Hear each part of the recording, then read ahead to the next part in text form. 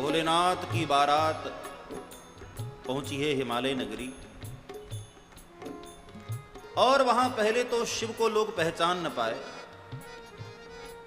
क्योंकि दुनिया का कोई दूल्हा ब्याह करने जाता है तो सज धज कर जाता है, सुंदर बनकर जाता है। लेकिन हमारे भोलेनाथ जब गए ना, तो ऐसा विचित्र वेश बनाकर गए।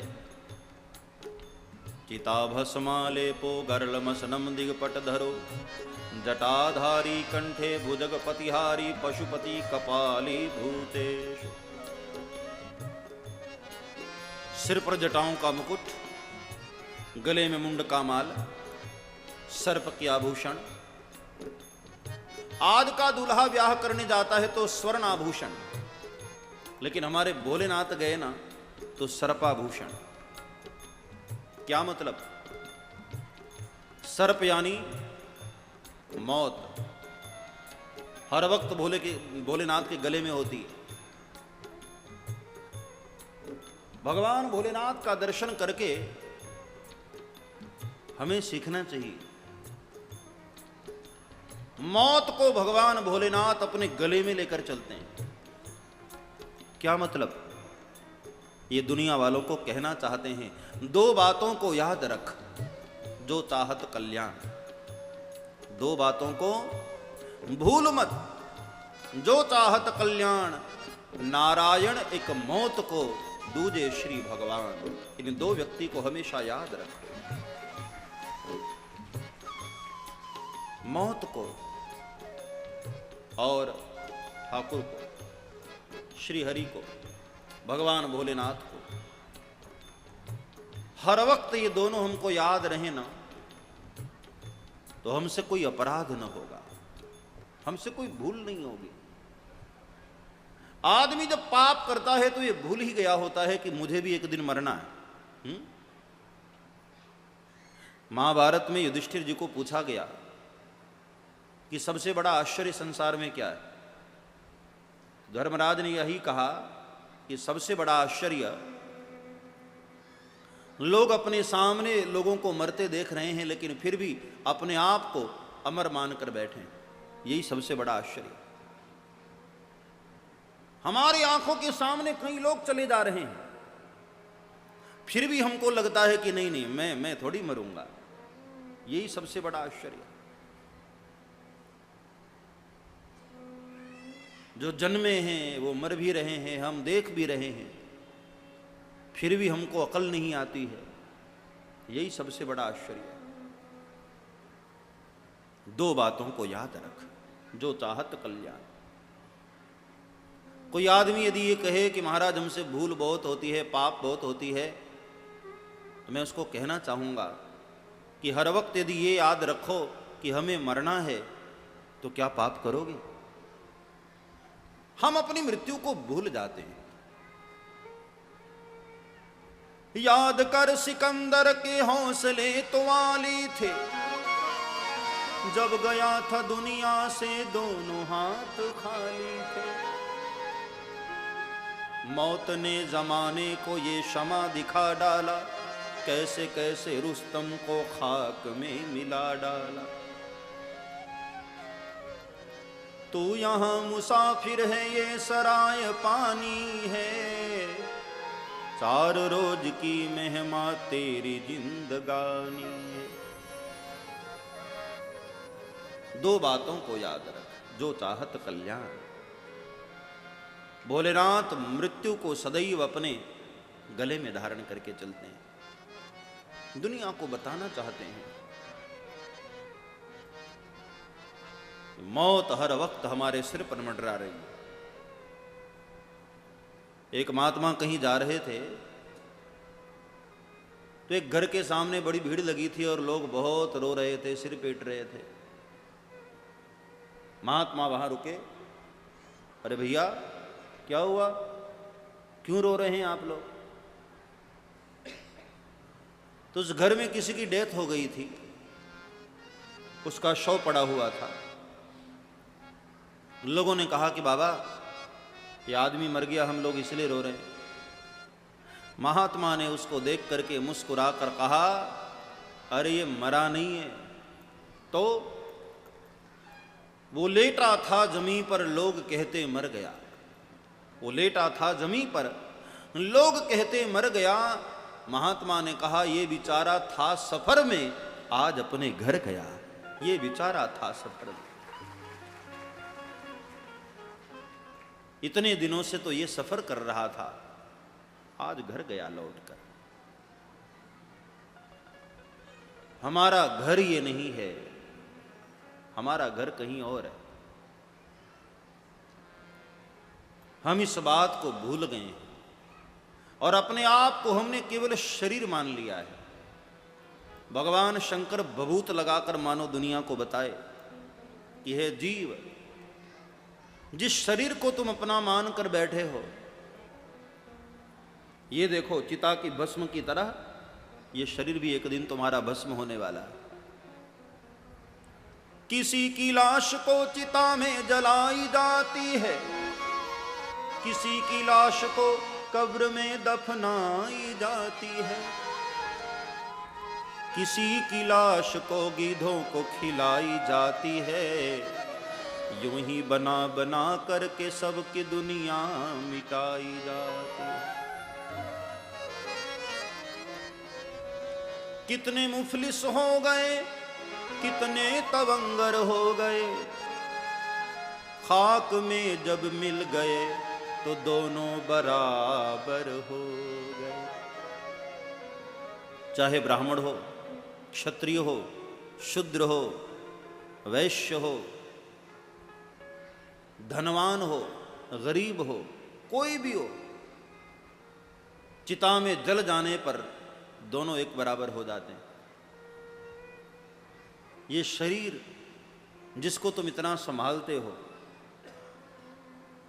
ठीक है भाई, शरीर के बगैर भजन नहीं हो सकता है, ध्यान रखना चाहिए, लेकिन 24 घंटे शरीर पर ही ध्यान न रहे, ऐसा भी नहीं करना चाहिए। देहात्म बुद्धि नहीं होनी चाहिए। आखिर एक दिन ये शरीर भी तो छोड़कर जाना है ना। कितना संभाल लो, एक दिन तो ये शरीर भी यहां छूटनी है। कौन ऐसा है जिसके शरीर में बीमारी नहीं होती है? जन्म मृत्यु जरा व्याधि दुख दोषानुवर्तनम, ये 4 तकलीफें हर जीव को आती है, जन्म मृत्यु जरा और व्याधि। शरीर को ठीक है संभालना चाहिए एक हद तक, बहुत ज्यादा नहीं। कई लोग अपने जीवन का लक्ष्य ही बना लिए हैं पैसा, प्रतिष्ठा, ये दुनियादारी, ये दुनिया का प्रपंच। नहीं, जीवन का लक्ष्य ये नहीं, जीवन का लक्ष्य तो कोई और है। भगवान शंकर ने मानो भभूत लगाकर दुनिया को बताया, साथ देती नहीं है किसी का,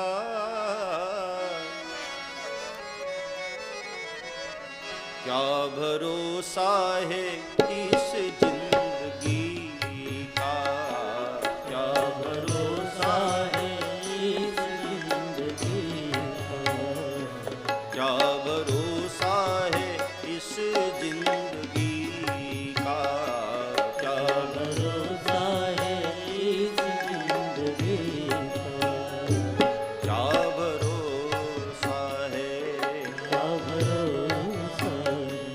क्या भरोसा है, क्या भरोसा है। श्वास रुक जाएगी चलते चलते, श्वास रुक जाएगी चलते चलते,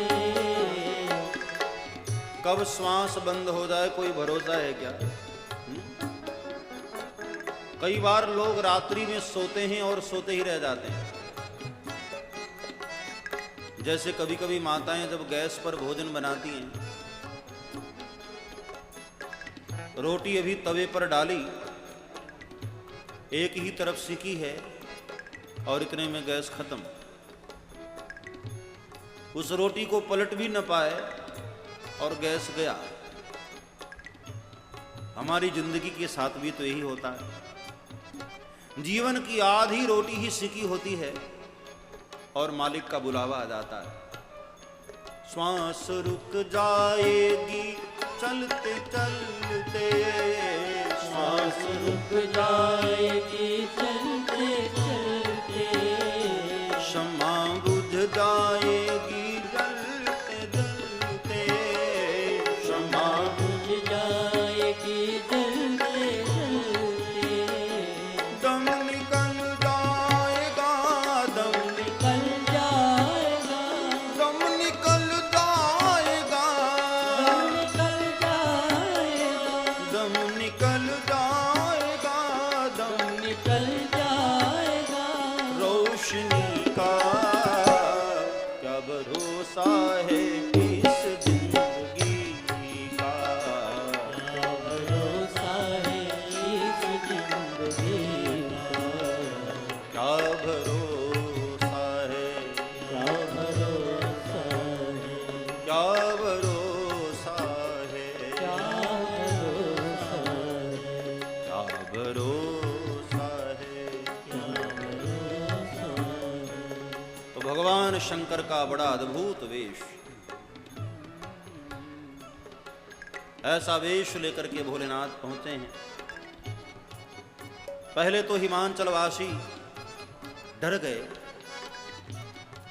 लेकिन बाद में जब नारद जी ने उपदेश दिया, समझाया, तो फिर पहचान भी गए। इसका मतलब यह होता है हर किसी के जीवन द्वार पर परमात्मा है, लेकिन हम पहचान नहीं पा रहे। जब नारद ने उपदेश दिया कि हे हिमालय, हे मैना, जिनको आप काल मानकर डर रहे हैं, अरे वो तो भूत भावन भगवान भोलेनाथ हैं, कर्पूर गौरम करुणावतारम, वह तो आशुतोष भगवान भोलेनाथ हैं, देवों को देव महादेव हैं वो, पहचानो। तब मैं न हिमवंतु वनंदे और पुनि पुनि पार्वती पद बंदे। हिमालय और मैना ने भगवान शिव को और भवानी को पहचान कर प्रणाम किया और क्षमा मांगा। हे जगदम्बा, हे पराम्बा भगवती, मैं आपको पहचान नहीं पाया, मुझे क्षमा करिएगा देवी। भवानी पार्वती माँ ने कहा कि आप लोग मेरे से क्षमा मत मांगिए, जिनका अपमान किया है आप उनके पास जाएं। तो ऐसी कथा है कि हिमालय भगवान शिव के पास आए, क्षमा याचना करते हैं, महाराज मेरे अपराध को क्षमा करिए, हम गांव के लोग आपको पहचान न पाए और धोखे से आपका अपमान हो गया। भगवान भोलेनाथ हंसने लगे। भोलेनाथ ने कहा कि भाई मेरा अपमान कहां हुआ, हां लोग मुझे देखकर भाग जाते थे इतना जरूर हुआ, लेकिन मेरा अपमान तो नहीं हुआ। भोलेनाथ है ना, बहुत ज्यादा मान सम्मान का ध्यान नहीं रखते। दुनिया में ऐसा महादेव आपने कहीं देखा है, इतना भोला जो हो। शिव पुराण में कथा आती है कि एक चोर रात के समय चोरी करने निकला, गांव में कहीं भी उसका मौका न लग पाया, तो गांव के बाहर एक भोलेनाथ का मंदिर था, मंदिर में घुस गया, लेकिन अंधेरा था। तो उसने अपना कपड़ा निकाला और जलाया और उस कपड़े की रोशनी में ढूंढने लगा, और उस कपड़े को जलाकर के उस रोशनी में चारों तरफ ढूंढ रहा है, शिवलिंग के चारों तरफ। तो भोलेनाथ को लगा कि देखो, दुनिया तो तेल और घी से हमारी आरती उतारती है, ये बेचारा गरीब आदमी अपने कपड़े से ही हमारी आरती उतार रहा है। और आधी रात को भोलेनाथ प्रकट हो गए। बोलिए शंकर भगवान की। भोलेनाथ प्रकट हो गए, हृदय से लगाया। चोर तो बेचारा रो पड़ा, हे भोलेनाथ ये आप कैसी बातें कर रहे हैं? मैं तो चोर चोरी की इच्छा से आपके मंदिर में आया था।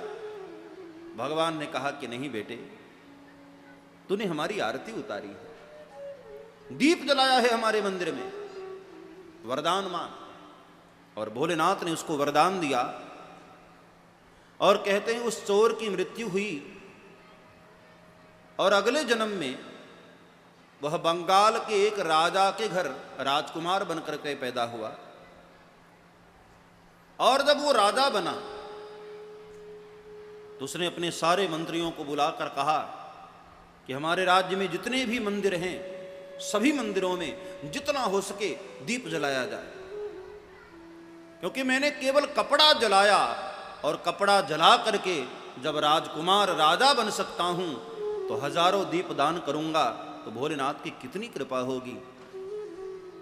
और कहते हैं कि हजारों मंदिरों में वो दीप दान करता रहा, दीप जलाता रहा।